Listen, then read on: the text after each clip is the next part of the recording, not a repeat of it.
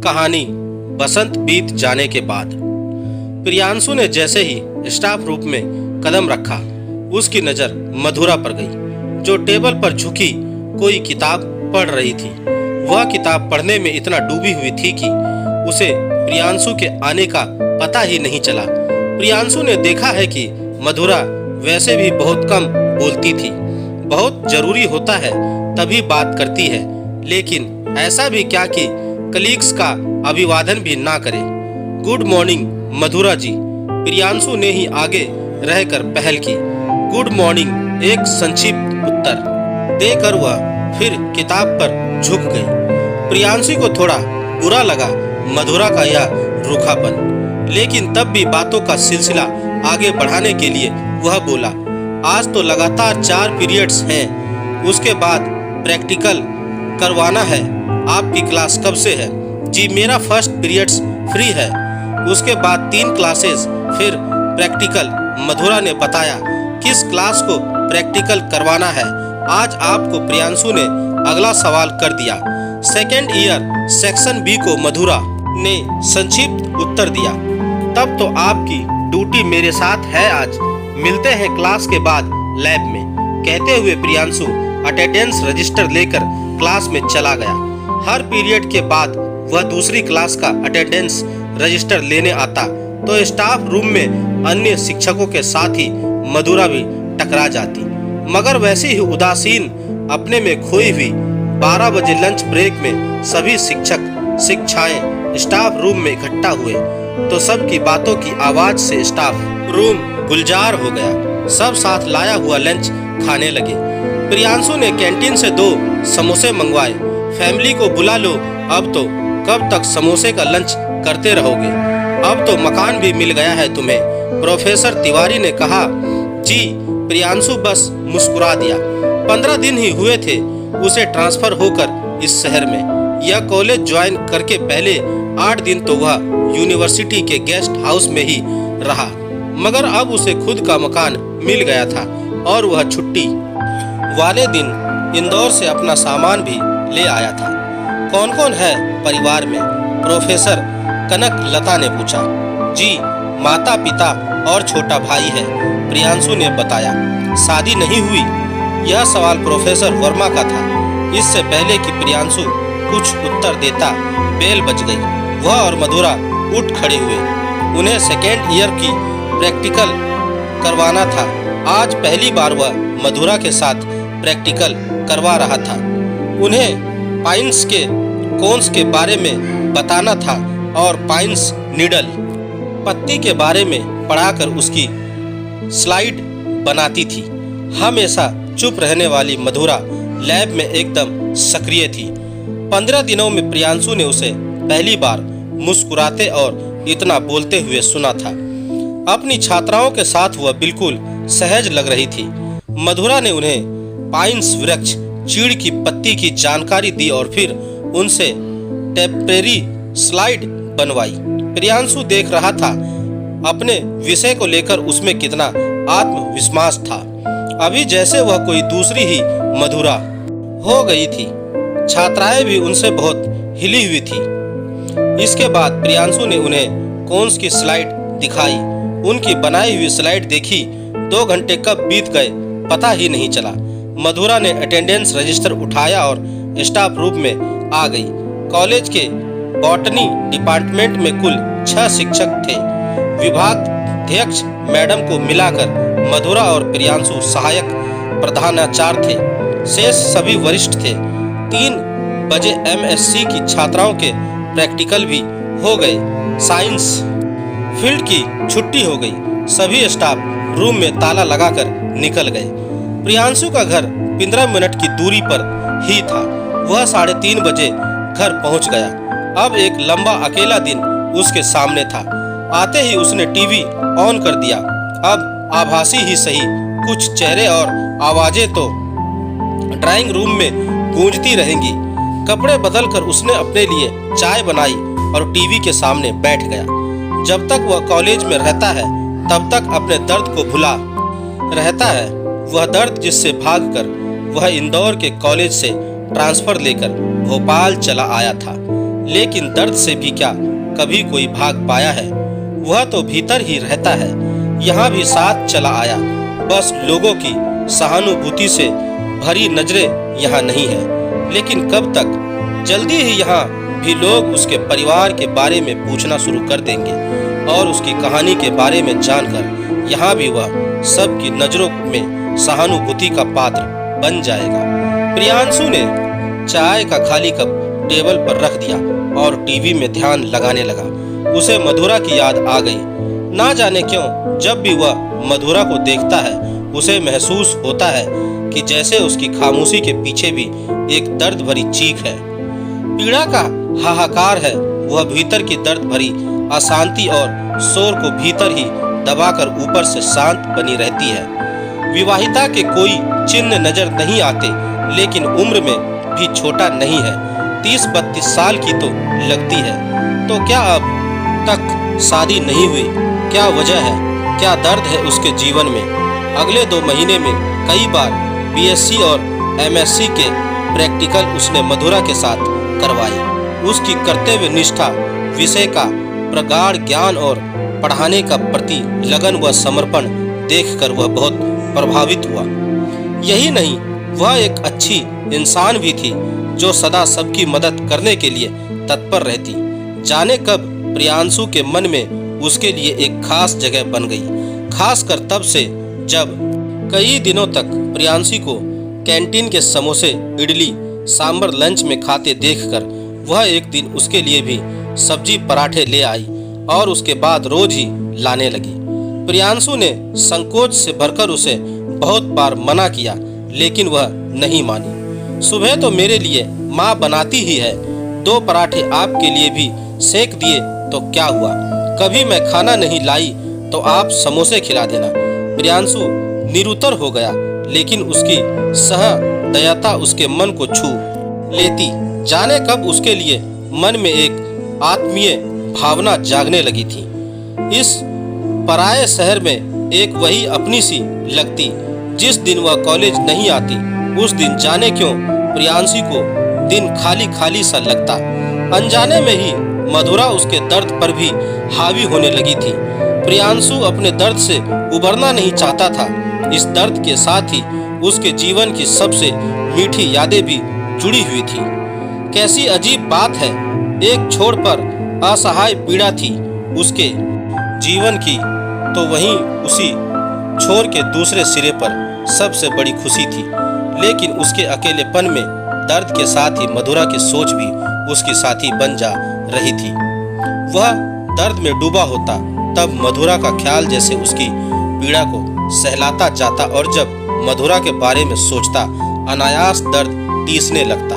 दिसंबर के अंत में अचानक ही एमएससी प्रीवियस की छात्राओं को ब्रायोफाइट्स के व जिम्नोस्पर्म की स्टडी के लिए पंचमढ़ी ले जाने की बात निकली।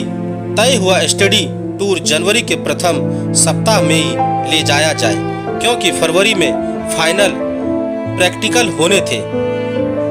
कनकलता तिवारी को ठंड सहन नहीं होती थी, तो उन्होंने टूर ले जाने को मना कर दिया। शैलजा मैडम पर घरेलू जिम्मेदारी थी।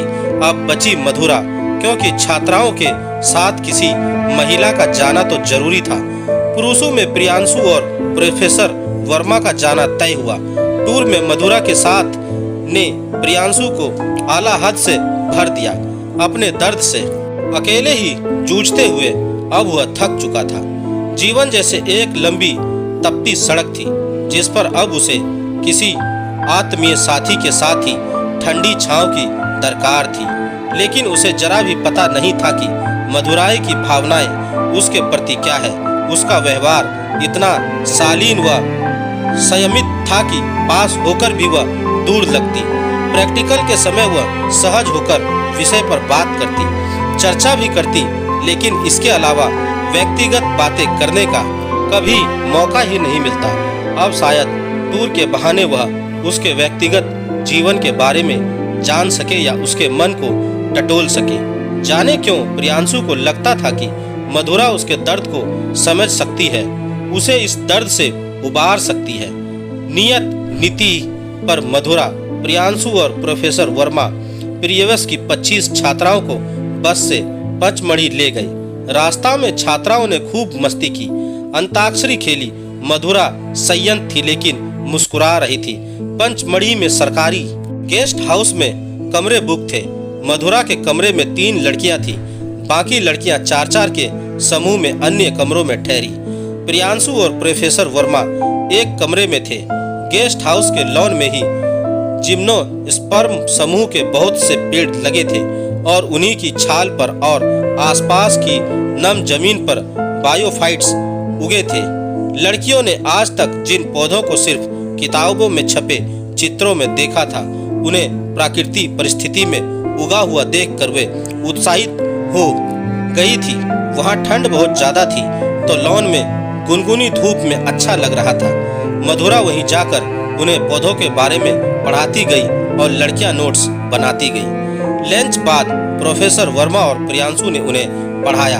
रात में लड़कियां कैंप फायर करके नाचने गाने लगी। एक अलाव के पास मधुरा, वर्मा जी और प्रियांशु कुर्सियों पर बैठ गई ताकि छात्राओं पर दृष्टि भी रहे और उनके मनोरंजन में बाधा भी ना पड़े।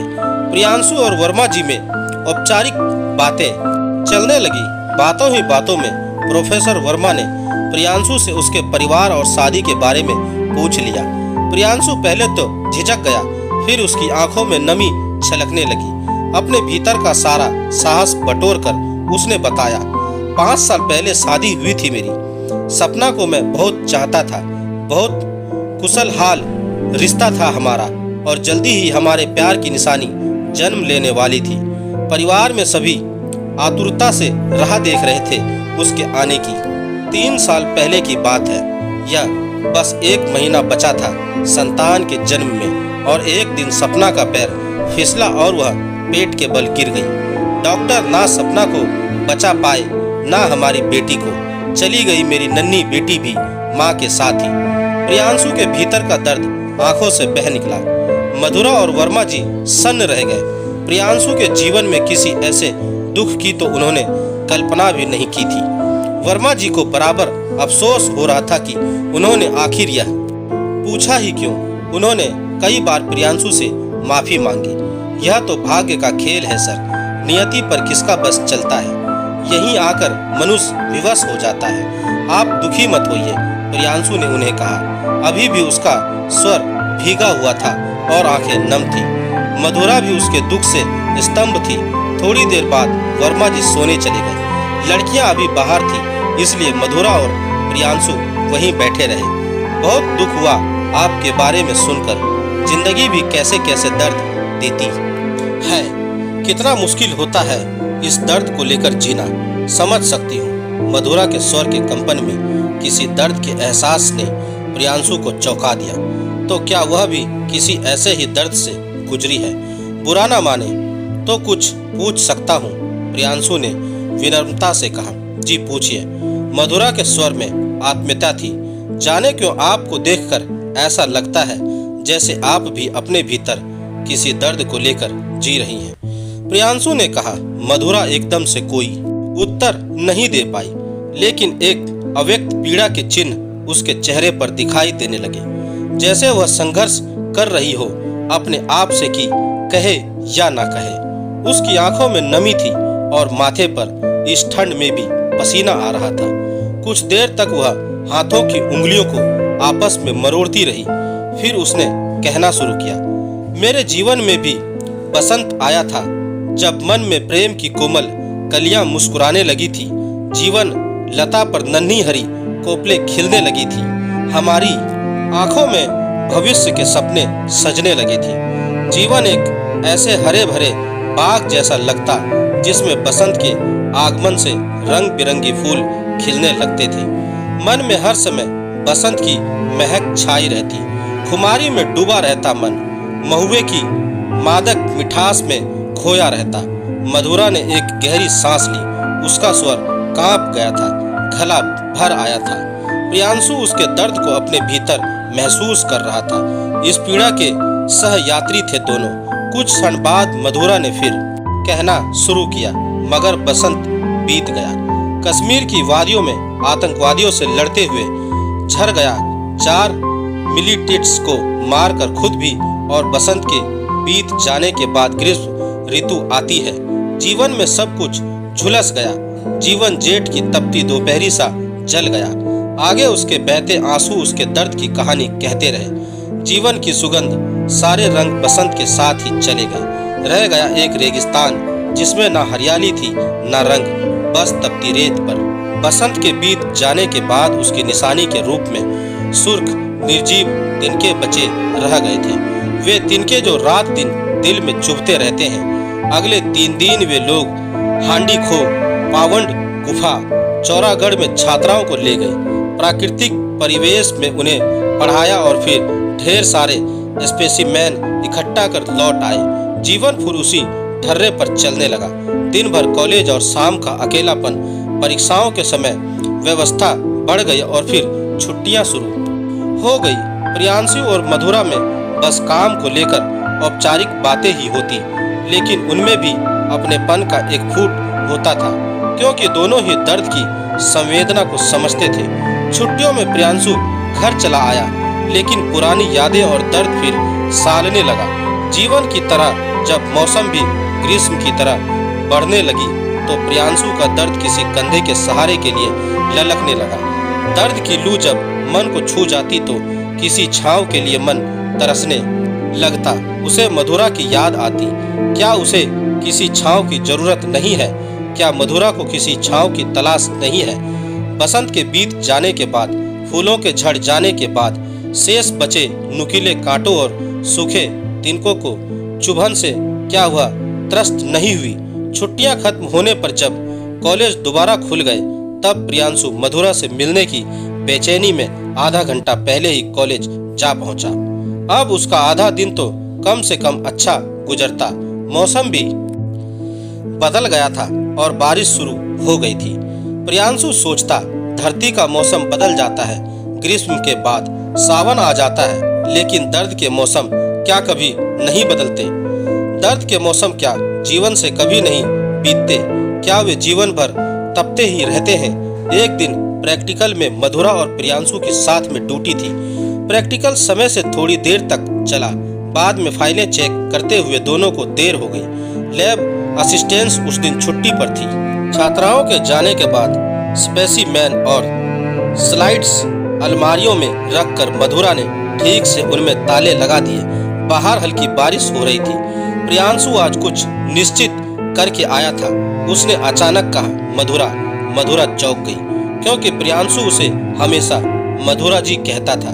लेकिन प्रियांशु ने आज बिना किसी भूमिका के कहना शुरू किया, हम दोनों की ही जीवन से बसंत बीत चुका है और हम अपने भीतर ग्रीष्म का ताप सह रहे हैं। यह सच है कि बसंत के बीत जाने के बाद ग्रीष्म ऋतु आती है, लेकिन यह भी सच है कि एक दिन ग्रीष्म के बीत जाने के बाद सावन भी आता है। धरती सावन का स्वागत कर उसमें भीग जाती है, ग्रीष्म का ताप भूल जाती है। क्या हमारे जीवन में भी सावन नहीं आ सकता? क्या हम ग्रीष्म को विदा कर सावन का स्वागत नहीं कर सकते जीवन में? प्रियांशु ने आगे कहा, मैं बसंत की तरह तुम्हारे जीवन में रंग बिरंगे फूल भले ही ना खिला पाऊं, लेकिन सावन बनकर थोड़ी हरियाली की सुकून भरी ठंडक तुम्हारे तपते मन को दे पाऊं, थोड़ी छांव तुमसे पालूं। क्या यह अधिकार दोगी मुझे तुम? बोलो मधुरा। प्रियांशु की आवाज में एक दर्द भरा आग्रह था, आंखों में एक प्यार भरी विनती थी। मधुरा अपलक उसे देखती रही। उसका दिल धड़क रहा था, भीतर कुछ घुमड़ रहा था, मगर होठों पर चुप्पी थी। लेकिन उसके तपते मन को भी तो ठंडी फुहारों की शीलता की जरूरत थी। तभी प्रियांशु ने अपना हाथ आगे बढ़ा दिया। क्या इस दर्द को हम बांट नहीं सकते? क्या एक दूसरे को थोड़ी सी छांव नहीं दे सकते? थोड़ी सी हरियाली, थोड़ा ठंडापन नहीं दे सकते? कल घर आकर माँ पिताजी से बात कर लीजिएगा, कहते हुए मधुरा ने उसका हाथ थाम लिया। दोनों ही आंखें नम थी, मगर होठों पर मुस्कुराहट थी। बाहर सावन जोरों से बरस रहा था और तपती धरती उसकी शीतल फुहारों में भीगती जा रही थी। दोस्तों, आपको मेरी यह कहानी कैसी लगी? आप मुझे मेरे कमेंट्स बॉक्स में जाकर मुझे बता सकते हैं। और अगर आप मेरे चैनल पर नए हैं तो मेरे चैनल को सब्सक्राइब जरूर करें और बेल आइकन का बटन भी दबा दें। धन्यवाद दोस्तों।